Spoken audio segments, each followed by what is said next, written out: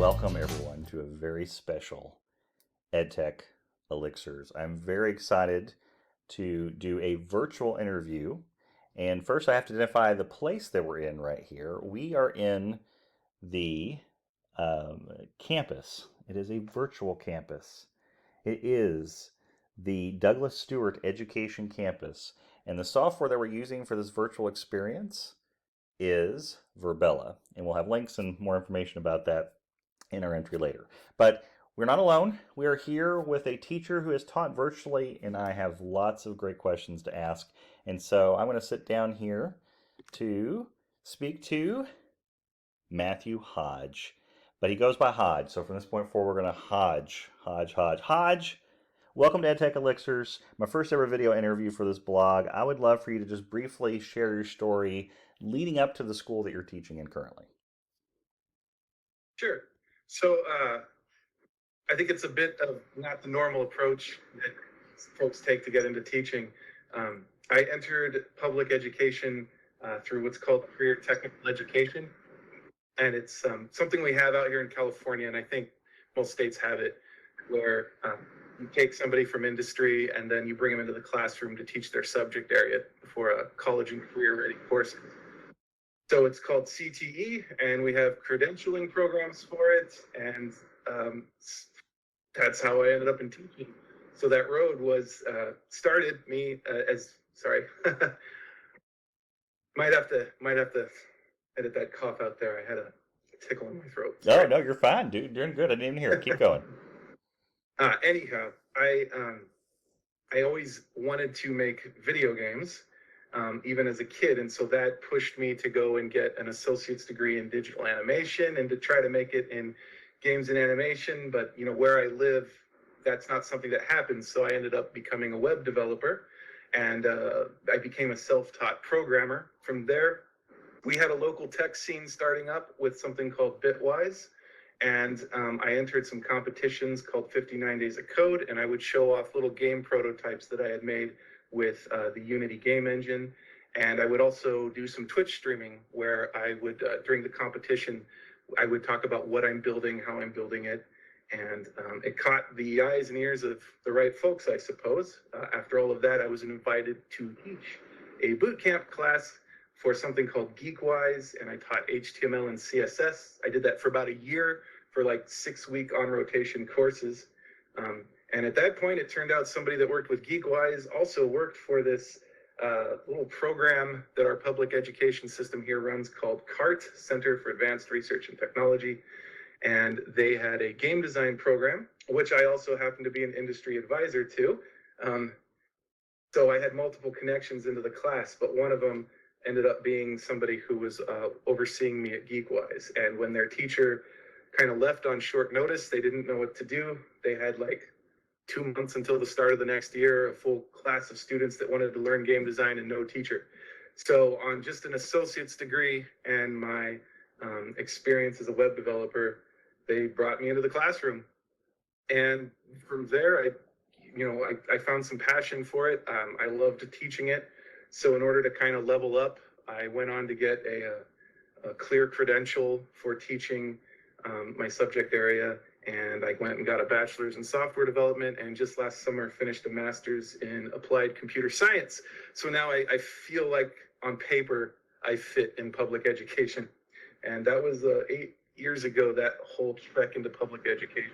That is amazing. So just to clarify a few things, the CART, the Center for Advanced Research and Technology, this is like a school within a school kind of program, an academy kind of program, correct? Sort of. It's really it's like the easiest thing in the world for me to describe, except to other educators, because Gotcha. everyone has this like locked in view of what public education looks like. It's a program. It's physically separated from all the other schools. We have our own campus, but it is owned by 2 neighboring school districts, Fresno and Clovis Unified. And they offer to their juniors and seniors in all of their area high schools the opportunity to come to CART for free. So students will sign up to get in. It's not based on grades or anything like that. It's just based on interest, and students who are accepted We have our bus system will actually take them from their high school where they spend half their day at out to CART to spend their other half of the day. So we end up with students from every high school in the Fresno and Clovis Unified School District getting bussed out for half a day, 5 days a week. Clovis, California. Gotcha. All right. Well, let's take a minute. I'm going to stand up here if you don't mind. And let's try to go to the classroom that you taught in this year and before we ask a few more questions. So you ready to migrate over there, kind of teleport over there real quick? Sure. All right, here we go.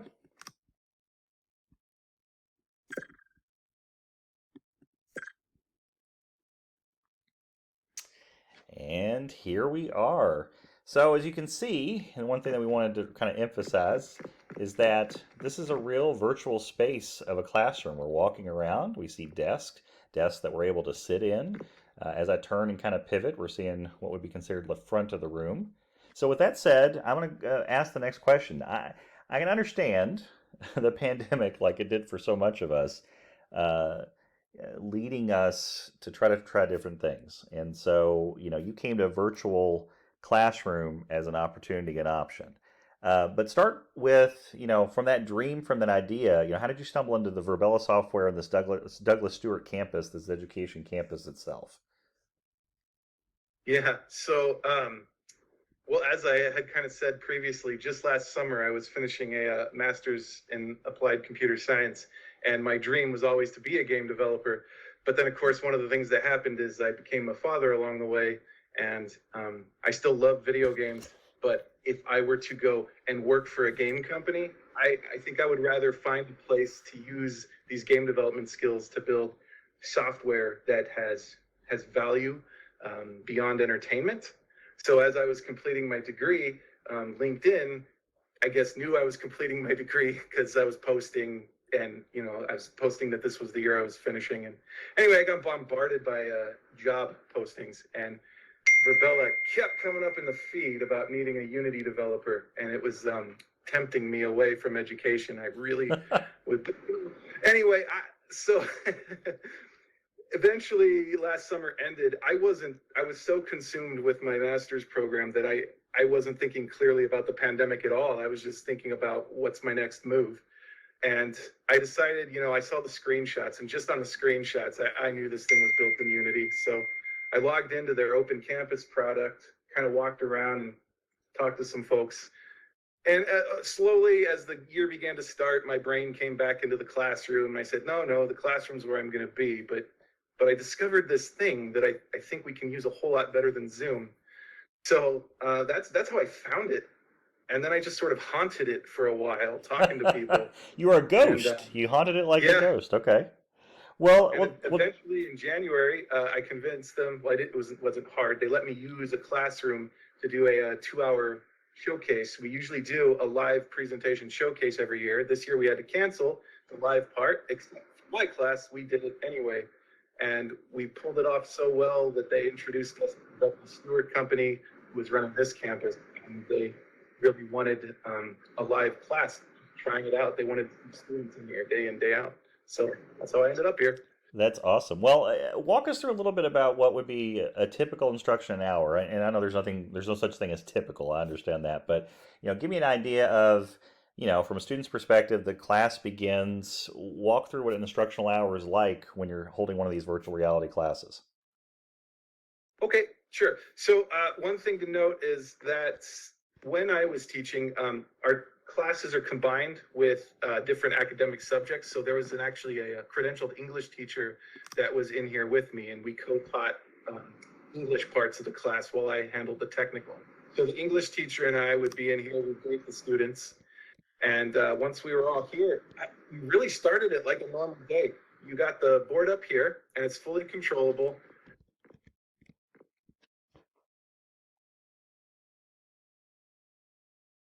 Sorry, I was losing my mic there for some reason. No problem. Anyway, the board up here can be used just like any computer screen. It's almost like a tab in a Chromebook. So I can go to any website I want. I could load our Canvas course. we would put up their instructions for the day. We'd start there. I mean, honestly, we just run it like a normal day in a classroom, but with 3D avatars. And That is amazing. I mean, it seems so simple because basically, like you said, there's computers, there's desks, there's right, a laser pointer. I love it. You know, all these laser different pointers, things. got to have those. Absolutely, absolutely. So, And the level of interactivity on this is fantastic too, because we could throw videos up there, we could share presentations and all of that. But one of the cool things is anybody can zoom in on that screen. So all of the students, even the ones in the back that normally have a terrible view, from their seat, they can click the little magnification and get the best view in the class from any seat in the room. and I just did that so that everyone can see what that looks like. That's fantastic. And then I click to go back. All right. Well, now I know that this is this is kind of your setup in your classroom as far as this year, but you're planning ahead. So before we get to the next questions, do you want to go to I love the name. It's the Digital Human Experiences Lab. Do you want to go there? You know, I do, but there was one really important thing I was hoping to show you Oh, guys. please go ahead. Lead us. Okay, because a lot of this comes down to what is the student experience. Mm-hmm. So check this out. Come on over here. We'll pretend I'm a student. Okay. So sitting at these chairs, Okay. every student has a screen that operates just like that board up there. So if I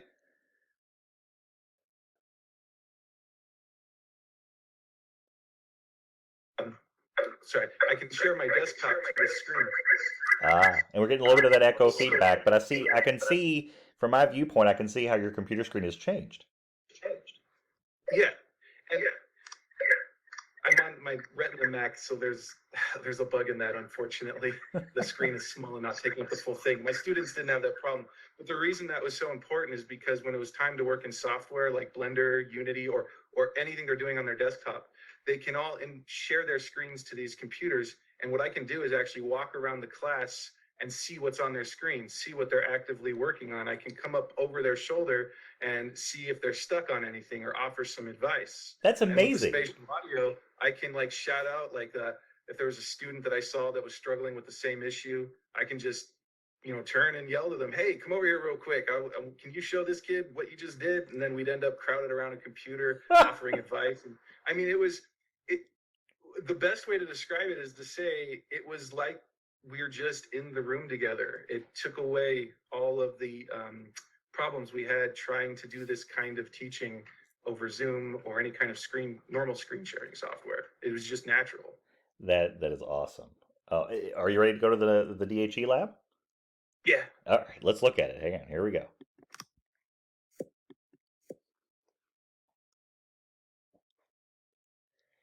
And here we are. One thing that I noticed, and I've seen this template from some other visits and tours, is that this imitates an office setup that the Douglas Stewart has as part of the template model, if you will, where you have, office space. You have these different areas where, if this was a virtual office environment, you have people who could go to the room, you could come visit them. Again, you're imitating in virtual space what's happening in the real world. But take it away to explain a little bit about your thinking ahead to what this is going to be as a classroom experience for next year. Sure. This actually, my idea for the DHE lab started before the pandemic and before I really knew about this place. It's this idea that software development needs to become more human. And I won't get into that. That's a whole rabbit trail I could get off on. But what I will say is I'm working to design, I think, a better form of software development courses at the school that I'm at. So I've been proposing this idea of the Digital Human Experiences Lab at the school where I teach physically. And then I realized in here, we could actually prototype this virtually. We can just make it happen real quick and start testing the ideas out and seeing if it works. So in here, we've created a kind of a virtual version that's a prototype of what I hope to do with the actual physical school I work at. And one of the things happening is the rooms are all themed after subjects that they're learning. And when the actual school year starts, they won't be so general. They'll get more specific to what they're doing at any given time.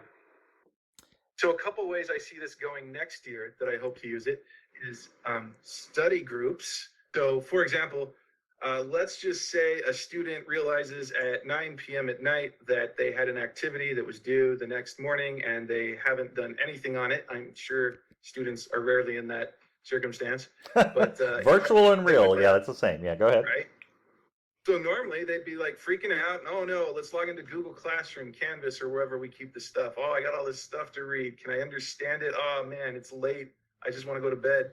But instead, what I would have them do is the current topics of study are themed rooms with all the material in them. So if they remember at 9 p.m. they need to log in and do something, they can come in here, go to a room and do something where they will likely encounter the other half of the class that also procrastinated.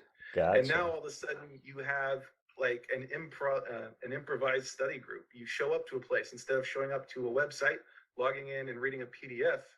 You show up to an environment, go into a room, and start looking through materials with probably your other classmates that just happen to be there. And you can talk just as easy as if you showed up to the classroom together to talk. And so I envision a lot more classroom learning activities and things that happen beyond just being physically in the same classroom with each other. Well, there's obviously, So I was just going to say promote culture. I was going to say the social aspect, obviously, that virtual reality leans into is great. And I was going to ask the question of why not do Google Meet or Zoom, but you've done a great job of explaining clearly there's advantages in the virtual reality. But is there anything else as far as examples of kind of, that social aspect or how a Oh yeah, virtual reality world like, leans in a way that a Google Meet or a Zoom wouldn't? for sure. Oh yeah, I got lots on that. So I'll just try to cue it up and keep it kind of quick and clear. Um, Well, for one thing, I'll mention too, one of the things that we're going to try to do with this space next year is try to partner my students with other students pursuing game design. And if I can help it, I'm going to try to get some students that aren't in America to try to use this space to get my students to have a space and culture with other people around the world. I'm going to try to introduce them to the concept of like an international workforce that way. So we'll see how that goes. Gotcha. Well, and let's do a little walk and talk while we're walking. I just want to walk Oh yeah, past sure. some of these rooms. Go ahead. Well, more immediately, it's a little hard to walk and talk. That's true. You That's just true. walk to another area and I can tell. In real life too, to be honest. Yeah. I wish they had like a slow version, like a walk on the beach mode where we just Right. like Just a little saunter. trot. That's what it is. Yeah, yeah. But go ahead. I'm sorry. You were about to tell me. So what's some of that social aspect of how virtual reality leans into different than a Meet or a Zoom? Yeah. So, for example, when we were doing presentations on our showcase night, there's a way we would do it in the real world. The students would stand up. They'd have probably a PowerPoint or something ready to go along with them to illustrate what they're talking about. And they would start by saying, "Hello, my name is," and the next person say, "My name is." You get to the last person, and they introduce the topic.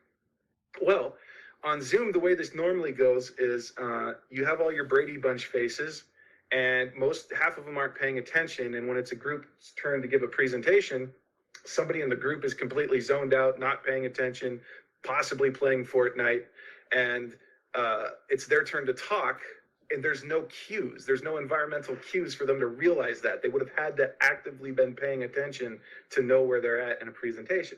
Well, on the night of the showcase, one such fellow was given a presentation with myself and one of my students, and three of us were standing up at the board, and we were going to talk about some technical uses for this little environment. So I was doing the presentation with my students. So they went down the line, and one student introduced himself, then I did.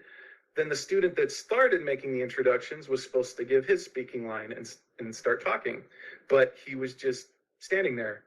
So instead of being on Zoom, like, hey, disrupting the flow of things, myself and the other student, we just glanced over at him, Right. just like that, the mouse movement, the subtle head motion, and out of his peripheral vision, could tell. You know how you can tell when somebody's looking at you? Right. Get that feeling in your peripheral. You don't do that on Zoom and things like that. But in here, it's like if somebody turns their head and looks at you, there's something in your brain that registers that off to the side. And so without having to say anything, in the span of less than maybe 3 awkward seconds, he goes, "Oh, and I'm here too," and then he just engages. And it's just like it would be in the real room. Right. Well, I should add, and we've done a little bit of that, that one of the nice things, fun things actually, about these avatars is that it's amazing how many ways, we're so excited to think of emojis, right? But in this environment, you've got functional gestures. Like you could have done this and been like, hey, hey, over here, you're supposed to, you're supposed to be paying attention. Like you can wave, things like that, and clap and cheer and so many other things. So it's fascinating how those what you would consider normal exchanges and queues and things like that have been very purposely built into the engine of this particular virtual reality software. So that's fantastic. I think we're ready to make a jump. So I was going to jump to this. I want to call it the Live IT Earth Theater because that just seems to be the best pronunciation or idea. And that's a little fun spot. So if you're ready, let's jump there.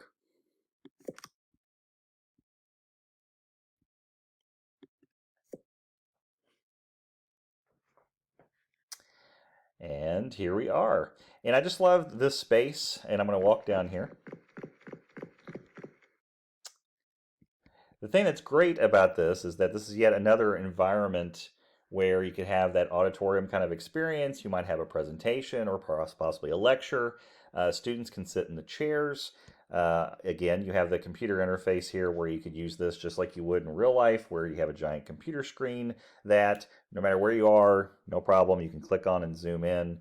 One of the things that I know I've seen demonstrated from previous tours is that, I said, well, what if you have, more than 20 people or whatever it is, however many chairs is by default. And just like that, with a couple of clicks, you could bring the wall in, you can expand it. There was some fascinating, ways of customizing this on the fly. So no one can feel like they didn't have a chair. That said, talk to me a little bit about the challenges. So what were some of the challenges of teaching in this virtual reality environment at first, and maybe if there are still challenges, talk about that too. But start with the beginning. What were some of the immediate couple of things that you immediately had to struggle with and get over and learn? Chromebooks. Ah, Yeah. them handling the load. Do Chromebooks even work in this environment?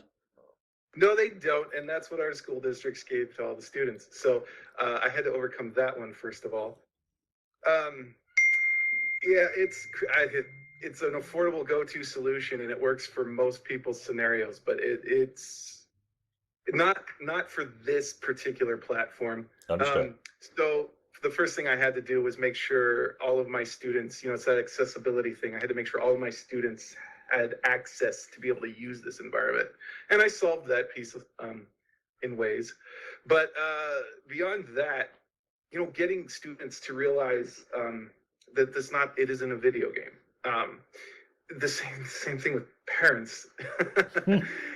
There's this stigma about video games or things that look like video games, and it's going away, I think, but it just depends on what crowd you're with as to whether or not I feel like it's going away. The current crop of kids, they're very comfortable in online environments, but they're also very comfortable with online environments where you have the freedom to not be yourself and maybe do some things that could get you, arrested in public in the real world. Mm-hmm. And the thing I have to get my students to understand is this is a virtual world that asks you to respect the rules of the real world. Like I had mentioned, there was a technology collective place called Bitwise where I got my start at, and they have a building downtown, and occasionally we've done field trips down there. So I try to tell my students, if we were to get on a bus and go down to Bitwise and somebody was giving a presentation, you wouldn't just walk into anyone's room and put whatever you want on their computer screen and then dance in front of them, right? I mean, right. Not usually. That's true. Out of the building. So you got to have that maturity for this, and most of my students do. That's the good thing about CART students. Then they kind of adapt to professional environments well, and so I was fortunate in that way. But there were some times where I had to ask them to reel it in a little bit, remember where they are, and they're like, yeah, a video game. And I'm like, nah, yes, but no. And so behavioral tics, and that actually, I think, as the world kind of moves to using these platforms more and more for meaningful communication, I feel like it'd be a wise idea to build in digital citizenship all the way down to younger age groups. I remember when I was a kid, they had computer labs where we would go and learn how to use an Apple computer. And the modern version of that should be, now you go to the computer lab as kids, log into a virtual world, and learn to distinguish what is a video game and what is not. And then there's some behavior. I was going to say, and then there's some protocols that being polite is being polite, whether it's virtual or in real life. So that's an interesting point. I like that.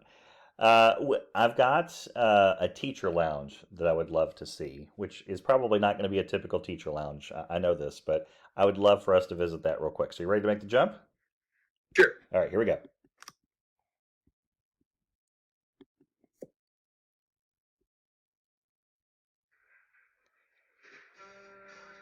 And normally teacher lounges don't have spotlights and live jazz music, but just walking around here a little bit, just exploring this space. Maybe they should. But maybe they should, right? One thing I wanted to wait to talk about this as we came to the sound. The thing, and it may not come across in the recording, so I wanted to make sure to say it out loud. There's even the aspect of spatial audio in this software. In other words, if I turn my back to Hodge, then he sounds as if he's behind me. And if I had headphones on, it would probably be even more surreal. But I'm even noticing it from just my laptop speakers. So if I'm talking to you and I start backing away, it's audio fall off. It gets quieter as I move away. Right. So it's louder as I get closer. Right. So it's fascinating how it even imitating that. Before we leave this particular area, I want to ask my next question, which is. As you move forward into next year, and there's probably we hope, and it seems to be, that we're going to have less pandemic restrictions. How is that going to influence, if at all, what you plan to do with the virtual world? Will it make you do more of anything, less of anything, when you know you've got more in-person ability? I will totally answer that, but first, do you mind if we take a table? The music's a bit loud. Yes. So let's walk over here to this forward. Here we go.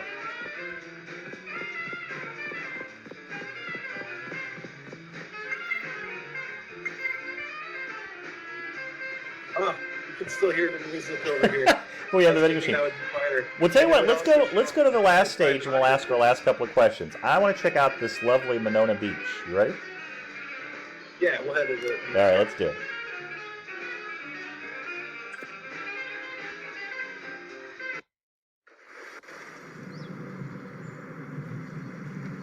I love that we had to leave the teacher's lounge because it was too loud, and now we're at a beach with the ambiance of beach noise. So here we are. So go ahead, tell me a little bit about. We were asking the question about how will in-person and less pandemic restrictions impact or not impact what you're planning to do with the virtual reality next year. Well, I kind of just take things 1 year at a time. So my plan for this, ultimately, like I said, I'm a CTE class, career technical. I try to stay connected to industry as well as prepare them for college. So my plan has always been to try and connect my class even further with companies like Virbela, specifically Virbela, because they're the kind of place I would want my students to think about working someday. So that said, I've been really looking for how I can push it forward. Are you having audio issues? No, I'm hearing you okay. You're doing great. Okay. I think I was just in my ear, I was hearing the sound of the beach was getting kind of loud. All right. Anywho, so I think what my plan is next year, largely about how do we use this place to, oh gosh, I had a great way I worded this too. Here, let's try something really quick. Let's walk over and see. I don't know if the sound will stop, but we'll go over here and see if we can sit down. There's a table over here in the trees. Oh, and that worked because it shut off the sound, but you go ahead. Where do you want to go?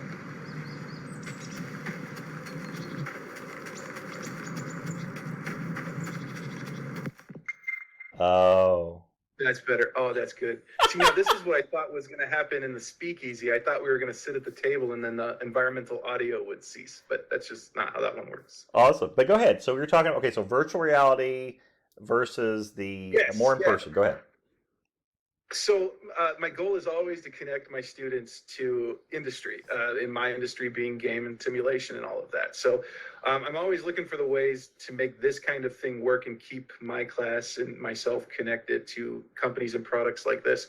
So what I'm looking at for the future is using this to make some things possible that otherwise wouldn't be. And I kind of alluded to that back in the DHE lab. I want to see how maybe my students can collaborate with students in a different game design or similar sort of course um, that maybe aren't even in America. Uh, so much of the workforce now is going remote. Much of it happens internationally, especially in software. Again, I always speak from the perspective of what I know and what my industry is that I represent. So in the classroom, I represent tech, specifically game and simulation. Um, so I would love it if my students could do some projects this year working with other students internationally in a classroom kind of environment, not like trying to figure things out over Slack or using Canvas or that kind of thing, but develop an actual culture and feel like they got together with those people and really collaborated on something. I love that because your And that's idea, really what I'm looking for. well, I was Like, going to say, because yeah, once they're in the yeah. classroom, I'm not going to hold, every minute of class in here if we're all in the room. That doesn't make sense. So I want to use it to develop culture between us and people we couldn't normally develop culture with to make some amazing collaborations happen on game and simulation projects. That's the goal for me next year. I think that's awesome, and I love how you're leaning into that. It's like, well, if this virtual reality is proven to be a great collaborative space, then use that by doing something that what could we not do normally? Okay, we may have achieved um, the success of being in class physically again, yay, right? Check mark for that. Well, but what we couldn't do is just suddenly be in Japan. So let's create a Exactly. virtual space, right?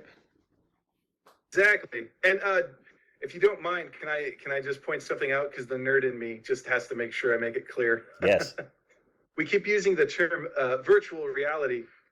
And in the software space, that implies usually, the goggles and the hand controllers and the submersion into digital content. Mm-hmm. And this is certainly built for that. There are options. If you dig into settings, you can use this with Oculus, and I've had some advisors and students that have done that, and they love it quite a bit. And the future of computing, I believe, is definitely headed towards what we call XR and mixed reality solutions. The thing I love about this platform is while it's built with that in mind, and while I know Verbella has this and other products that they're developing for the future of computing, this meets us where we're at right now. So when we call it virtual reality, it's not really that, and that students need to go out and buy VR headsets and all of that. It's a game like World of Warcraft, and the minimum system specs are actually not that high. So this experience can run right now on any computer you've purchased in the last probably 3 or 4 years that can run Windows or Mac.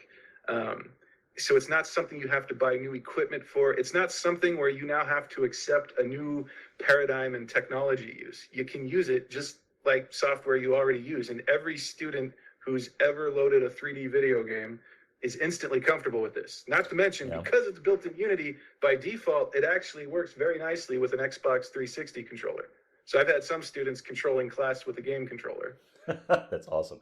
Well, I love how you point that out, though, that the future is now kind of thing. That this isn't something like everyone needs, high-end Windows game machines or something like that. That with a typical MacBook, a typical laptop, you'd probably be able to achieve the walking around and visiting.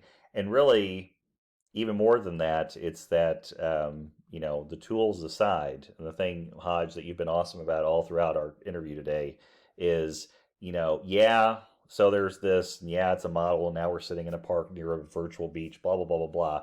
But the reality is that how all these tools have enabled us to do all the social things that we as teachers missed so much during the pandemic when we couldn't be in person. You were in person, you were virtually in person, perhaps, but you achieved all the normal things, quote unquote, I put that in quote marks, in a classroom environment, but just within the Unity 3D modeling engine, perhaps. But still, That's what it allowed you to do. At the end of the day, the ability to be able to turn and make a gesture, and a student just talks as if they were really right there. It's those little pieces of magic that I loved hearing about. That was awesome. Oh, for sure. Yeah, I like to say this. It solves the problem of this, there, and that. On Zoom, if I say go over there or look at this, nobody knows what I'm talking about. And those are words we use so much every day in conversation and trying to tell students, give students direction. But in here, they can see my head nodding. They see where my eyes are pointing. And of course, since I use software, things are all on screen, so that plays well to us. But I've been able to tell them at like showcase events, hey, go help that guy. And then I'll nod at the guy that just came through the door, and the students' eyes will follow the gaze in my head. And I'm doing all this technical language to describe what in the real world is just how we communicate normally without thinking about it. I love it. I love it. Well, let's end with this. One last question. So I want you to complete this sentence. Okay. Hodge, in the future of education, I wish that. How would you complete that sentence for us? I wish that what? Oh, okay. All right. In the future of education, I wish that public education would become the bold, forward-thinking force that brings us all together in giving purpose to our passions and bringing tangibility to some of our more idealistic dreams. Hodge, I think you wrote that down. I think I did too. I'm gonna let you cheat. That was beautiful. I loved it. That was great. Well, you put that on the brochure. We absolutely will. That might end. It'll be a good. It's definitely a powerful ending to our interview today. Hodge, thank you so much. I'll re-record it and sound more like I can give it emotion. We should have had you dancing while you said it. Maybe that would have sold it more. I don't know. Matthew Hodge from the Center for Advanced Research and Technology in Clovis, California. Thank you for all of your time today. And I want to can't forget Fresno. Fresno as well. Absolutely. Fresno, California as well. Let's end. I'm going to stand up here. I'm going to have you lead us. Why don't you take us to the boats? We're gonna end this video with a little just going out into the sunset with the boats. So come on, let's go back into the noise.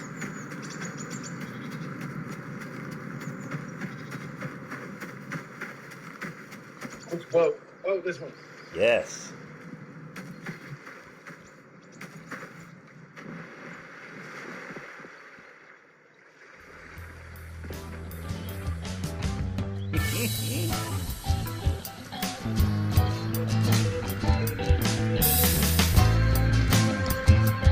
All right, lead us out.